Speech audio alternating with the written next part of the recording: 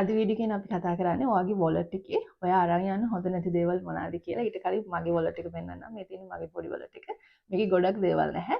මේකේ debit card දාන්න වෙනම compartment තියෙනවා, පොඩි කෑලි තියෙනවා. එතකොට මගේ driving license ID දාන්න වෙනම කෑල්ලක් තියෙනවා. සල්ලි දාන්න වෙනම කෑල්ලක් තියෙනවා සහ coins වලට වෙනම චූටි කෑල්ලක් තියෙනවා. එච්චර තමයි මගේ මේ චූටි wallet එකේ තියෙන්නේ. ඉතින් මම වැඩ කරන තැන මට ගොඩක් සල්ලිත් එක්ක ගනුදෙනු කරන්න හම්බ වෙනවා. එතකොට මට ගොඩක් දකින්න ලැබෙන දෙයක් තමයි ගොඩක් අයගේ wallets ඕගනයිස් නැහැ, පිළිවෙල නැහැ. ඒගොල්ලෝ අර සල්ලි එක අතර ගත්තට පස්සේ ඒක කොහේ හරි අස්සක ඔබනවා, wallet එක අස්සේ ඔබනවා. ඉතින් අර කිසිම පිළිවෙලක් නැහැ. ඔයාට clean organized wallet එකක් තියෙනවා කියන්නේ ඔයා මහන්සි වෙලා හම්බ කරන දෙයට ඔයා වටිනාකමක් දෙන්න දන්නවා කියන දේ. ඉතින් ඒකත් මතක තියාගන්න අද වීඩියෝ එකට යන්න. ඉතින් ලොකුම වැරද්දක් තමයි මම දකින තමුන්ගේ password, තමුන්ගේ debit cards වල pin numbers කොලේක ලියලා වෙනම පර්ස් එක ඇතුලේ දාගෙන යනවා. ඉතින් කෙනෙක්ට හිතෙන්න පුළුවන් debit card ගොඩක් තියෙන හින්දා අමතක වෙන්න පුළුවන් මේ numbers කියලා. නමුත් අර මේක හරිම රිස්කි වැඩක්. මොකද ඔයාගේ පර්ස් එක නැති වුණොත් හරි ඔයාගේ පර්ස් එක හොරකම් කළොත් හරි එහෙම කෙනෙක්ට ලේසියෙන්ම ඔයාගේ මේ debit card වලට access එක ගන්න පුළුවන්. අපි හිතනවා මේ easy access ඒක තමයි අපි මේ කොලේක ලියලා තියෙන්නේ කියලා. නමුත් easy access කියන දේ backfire වෙන්නත් වැඩි වෙලාවක් යන්නේ නැහැ. ඉතින් ඔයාලට password මතක හිටින්නේ නැති කෙනෙක් නම් ඔයාට කරන්න ක්‍රම කිහිපයක්ම තියෙනවා. ඔයාලට පුළුවන් password manager apps කියලා ඔයාගේ ෆෝන් එකේට ඔයාලට apps තියෙනවා. ඒ වගේ දෙයක් ඩවුන්ලෝඩ් කරගෙන ඒකට ඔයාලට සේව් කරගන්න පුළුවන්. ඒවල සේෆ් විදිහට ඔයාගේ password තියාගන්න පුළුවන්. ඔයා ෆිසිකල් විදිහට කැමති කෙනෙක් නම් ඔයාලට ගෙදර පරිස්සමට නෝට්බුක් එකක ලියලා තියාගන්න පුළුවන්. අර අවශ්‍ය වෙලේට විතරක් ඒක මතක තියාගන්න පුළුවන්. ඉතින් ඔයාගේ wallet එකේ ඔයා අරන් යන්න ඕන ඔයාගේ දිනපතා පාවිච්චියට අවශ්‍ය කරන දේවල් විතරයි. ඔයාගේ pins, ඔයාගේ password වගේ දේවල්, sensitive information කියලා අපි ඒවට කියන්නේ. ඒ වගේ දේවල් ඔයාගේ wallet එකේ අරන් යන්නේ නැහැ. ඉතින් ඔයාගේ සල්ලිත් ඔයාලට පරිස්සම් කරගන්න පුළුවන්. financially ඔයාලට පරිස්සම්. ඒ වගේම ඔයාලට stress එකක් එන්නේ නැහැ. ඊළඟ කාරණේ තමයි SIM card එහෙම නැත්නම් memory card. ඉතින් මේවා හරිම චූටිනේ. එතකොට මේවා හරිම ලේසියෙන් නැති වෙන්න පුළුවන්. ඉතින් සමහර අය මේ දේවල් අරගෙන යනවා just in case කියලා. කියන්නේ මොනවට හරි ඕන වුණොත් කියලා.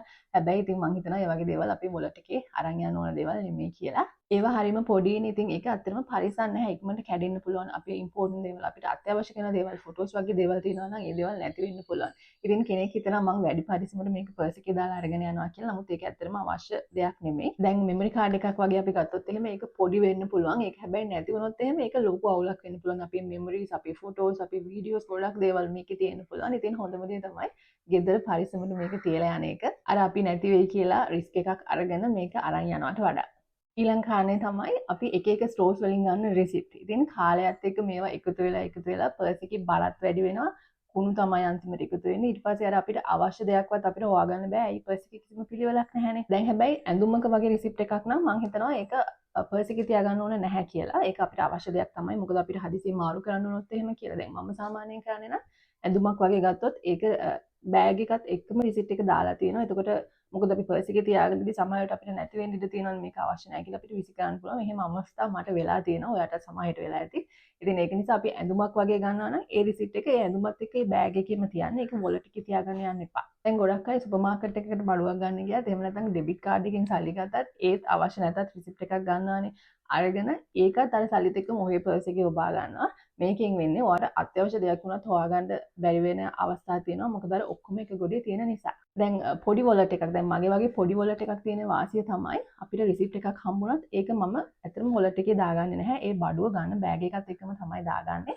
එතකොට අනවශ්‍ය විදිහට මගේ බෑග් එකේ කුණු එකතු වෙන්නේ නැහැ. මම හවසට ගෙදර ඇවිල්ලා ඒක අයින් කරලා දානවා මට අවශ්‍ය නැත්තම්. ඉතින් ඒක නිසා මගේ wallet එකේ කුණු එකතු වෙන්නේ නැහැ. අනවශ්‍ය දේවල් එකතු වෙන්නේ නැහැ. ඉතින් ඔයා ලොකු wallet එකක් යූස් කරන කෙනෙක් නම් ලොකු පර්ස් එකක් පාවිච්චි කරන කෙනෙක් නම් මම දන්නවා අනිවාර්යෙන් සල්ලිත් එක්ක රිසිප්ට් එකත් ඔහොම දාගන්නවා.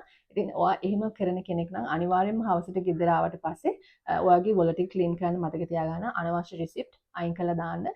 ඕගනයිස් විදිහට ක්ලීන් විදිහට ඔයාගේ wallet එක තියාගන්න. ඔයාට ක්ලීන් ඕගනයිස්ඩ් wallet එකක් තියෙනවා කියන්නේ ඒකෙන් ඔයාගේ පර්සනල් ස්ටයිල් එක තමයි පෙන්වන්නේ. ඔයා පොඩි ඩීටේල් එකක් වුණත් කෙයා කරනවා සහ ඔයාව කොහොමද අරන් යන්නේ කියන දේත් අපිට බලන්න පුළුවන්. ඒක නිසා පිරිසිදුකම කියන දේ හැම වෙලෙම අංක 1 කියලා මතක තියාගන්න. ඊළඟ කාරණේ තමයි ඔයා ළඟ තියෙන ඔක්කොම ඩෙබිට් කාඩ් එහෙම නැත්නම් ඔක්කොම ක්‍රෙඩිට් කාඩ් ටික wallet එකේ දාගෙන යන එක.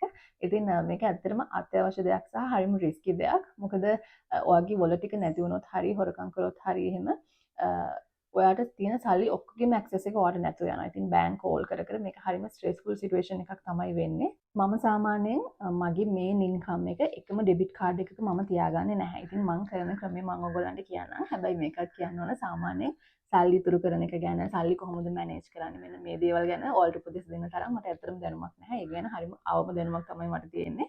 නමුත් මම කාලයක් තිස්සේ කරන දෙයක් තියෙනවා. ඒක මට හරි ගිහිලා තියෙනවා. ඒක නිසා මම ඒක ඔයගොල්ලොත් එක්ක ෂෙයා කරගන්නම්. කාට හරි වැදගත් වෙයි කියලා මම හිතනවා. දැන් අපි හිතමු සාමාන්‍යයෙන් මගේ සැලරි එක අපි හිතමු අවම වශයෙන් රුපියල් 40000ක් කියලා. එක්සාම්පල් එකක් විදිහට අපි තුමු මට මාසෙට ඉන්කම් එකක් එනවා රුපියල් 40000ක. එතකොට මම කරන්නේ මේ 40000 මම එකම ඩෙබිට් කාඩ් එකක තියාගන්නේ නැහැ. මම මේක බැංක්ස් තුනකට ට්‍රාන්ස්ෆර් කරනවා. ඒ කියන්නේ ඩෙබිට් කාඩ් තුනකට මම දාගන්නවා. මම මේ 40000 කොටස් තුනකට බෙදනවා. ඒ කියන්නේ 50ක් 30ක් සහ 20ක් විදිහට මම මේ කොටස් තුනකට බෙදනවා. එතකොට පළවෙනි 120 මම කරන්නේ මේක මගේ සේවිංස් account එක. එතකොට මේකට මම දාන සල්ලි මේ ඩෙබිට් කාඩ් එක මම මගේ wallet එකේ අරන් යන්නේ නැහැ. මොකද මම මෙච්චර කාලයකට සේව් කරන ඔක්කොම සේවිංස් ඔක්කොම මේකනේ තියෙන්නේ. එතකොට ඒ වගේ දෙයක් අපි wallet එකේ අරන් යන්නේ නැහැ. ඒක හරිම රිස්කි වැඩක්. අපේ සේවිංස් ඔක්කොම අපිට නැති වෙන වැඩක්. ඉතින් ඒක නිසා 120ක් ඒ කියන්නේ රුපියල් 8000ක් හැම මාසෙම මම ඒ බැංක් account එකට transfer කරනවා. එතකොට ඒ කාඩ් එක මම අරන් යන්නේ නැහැ. ඒක ගෙදර පරිස්සමට තමයි තියෙන්නේ.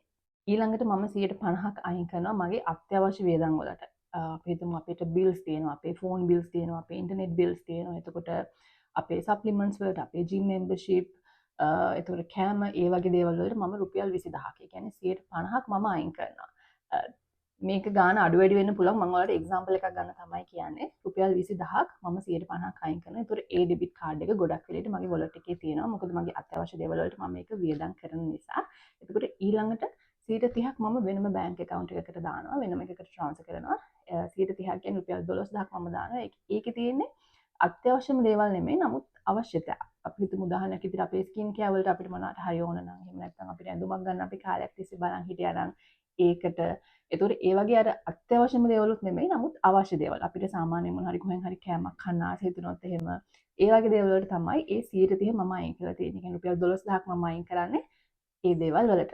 දැන් මේක හරිම කෙටියෙන් ආපහු කියනවා නම් අර මම කියවනේ 120ක් මම අයින් කරනවා කියලා මගේ සේවිංස් account එකට. එතකොට ඒ ඩෙබිට් කාඩ් එක කොයිම වෙලේකවත් ඔයාගේ wallet එකේ අරගෙන යන්න එපා. ඒක ගෙදර පරිස්සමට තමයි තියෙන්න ඕන. ගොඩක් වෙලට 150ක් සහ 130ක් අයින් කරපු ඩෙබිට් කාඩ් එක තමයි මගේ wallet එකේ තියෙන්නේ. දැන් 150ක් අයින් කරපු ඩෙබිට් කාඩ් එකේ වුණත් අපිට ඉන්කම් එකක් ආව ගමන් අපේ බිල්ස් අපේ ගෙවන්න තියෙන දේවල් ඔක්කොම ගෙවලා අරගන්න තියෙන දේවල් ගත්තට පස්සේ 150ක් ඉතුරු වෙන්නේ නැහැ නේතන. එතකොට ගොඩක් වෙලට ඒකේ සුළු ප්‍රමාණයක් තමයි ඒ ඩෙබිට් කාඩ් එකේ තියෙන්නේ. අර 130ක් අයින් කරපු ඩෙබිට් කාඩ් එකේ තමයි යම් ප්‍රමාණයක් සල්ලි තියෙන්නේ අත්‍යවශ්‍ය මොහොතවල වලට ගන්න. ඉතින් ඒ ඩෙබිට් කාඩ් එක තමයි මම මගේ wallet එකේ අරගෙන යන්නේ. දැන් හැමෝටම මේ ක්‍රමය කරන්න බෑ.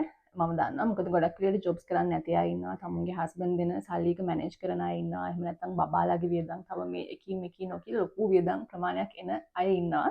ඉතින් ඒගොල්ලෝ ඒගොල්ලන්ගේ ඉන්කම් එක එන විදිහට තමයි සල්ලි එක මැනේජ් කරගන්න ඕනේ. මම අර දල අදහසක් ගන්න. සාමාන්‍යයෙන් දල අදහසකට තමයි මේ විදිහට කරන්න පුළුවන් නම් හොඳයි කියන දේ. මොකද මම සාමාන්‍යයෙන් සල්ලි ඉතුරු කරපු කෙනෙක් නෙමෙයි. නමුත් මේ ක්‍රමය මම කරන්න ගත්තට පස්සේ අර ඉන්කම් එකක් ආවට පස්සේ 120ක් අනිවාර්යෙන්ම අයින් කරන අවස්ථා තියෙනවා. හැම වෙලෙම මේක වෙන්නේ නැහැ. ඒකත් කියන්න ඕන. ලොකු වේදන් වෙන අවස්ථා තියෙනවා. සමහර වෙලට අපිට අසනීප වෙන්න පුළුවන්. අපේ මොන හරි ගෙදර තියෙන දෙයක් කැඩෙන්න පුළුවන්. ඒ වගේ දේවල් වලට වේදන් වෙන අවස්ථා තියෙනවා. ඒකට අර හැම වෙලෙම මම 120ක් සේව් කරන්නේ නැහැ. ඒක වෙන්නේ නැති අවස්ථා තියෙනවා. නමුත් ගොඩක් වෙලට මම උත්සාහ කරනවා 120ක් මට එන ඉන්කම් එකෙන් අයින් කරන්න. ඉතින් අර ඒකයි මම කියන්නේ හැමෝටම මේක කරන්න බෑ. මටත් බැරි වෙන අවස්ථා ඕන තරම් තිබිලා තියෙනවා. ඉතින් පොඩි දල අදහසක් ගන්න තමයි මම මේක කිව්වේ. සම්මුට මාසෙට රුපියල් 2000ක් හරි ඉතුරු කරන්න පුළුවන් නම් ඒක තමයි ලොකුම දේ. මොකද මම මගේ ඉස්සර තිබුණා මම මාසෙට රුපියල් 2000ක්වත් ඉතුරු කරපු නැති මේ ගන්න සැලරි එක ඔහොම ඉවර වෙච්ච අවස්ථා ඕන තරම් මගේ තිබිලා තියෙනවා. මේ ක්‍රමේ කරන්න ගියට පස්සේ මට ඒක ඇත්තටම ලොකු සහනයක් තියෙනවා. හදිසි අවස්ථාවකට මගේ අතේ සල්ලි තියෙනවා කියලා මට තේරලා තියෙනවා. මේකෙන් මට කියන්න ඕන උනේ දේ තමයි අර තමුන් ඉතුරු කරන තමුන්ගේ සේවිංස් account එකක් තියෙනවා නම් ඒකේ ඩෙබිට් කාඩ් එක කොයිම වෙලේකවත් තමුන්ගේ wallet එකේ අරන් යන්න එපා. ඒක හරිම රිස්කි වැඩක්.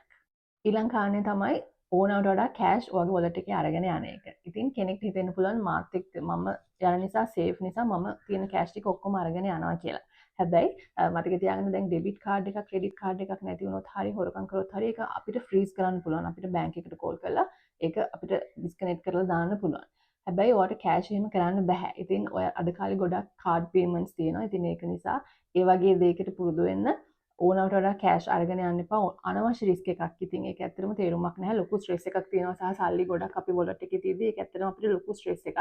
ඒ දේවල් වෙන්න ඕන නැහැ. ඔයාට මේ වියදම් තියෙනවා කියලා අද දන්නවා නම් ඒ අවශ්‍ය ප්‍රමාණයට විතරක් කෑෂ් අරගෙන යන්න. අර අනවශ්‍ය රිස්ක් එකක් ගන්න ඕනේ නැහැ. ඉතින් මෙතනදි මට අමතක වෙච්ච පොයින්ට්ස් මොනවා හරි තියෙනවා නම් මතක් කරන්න පළවෙනි කමෙන්ට් එකක් දාන්න. මොකද ඊට වඩා තව ඕන තරම් දේවල් ඇති අපි අරගෙන යන අත්‍යවශ්‍ය නොවන දේවල්.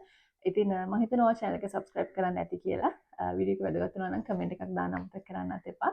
අපි මේ වගේම කතා භාගයෙන් ඊළඟ වීඩියෝ එකෙන් හම්බෙමු.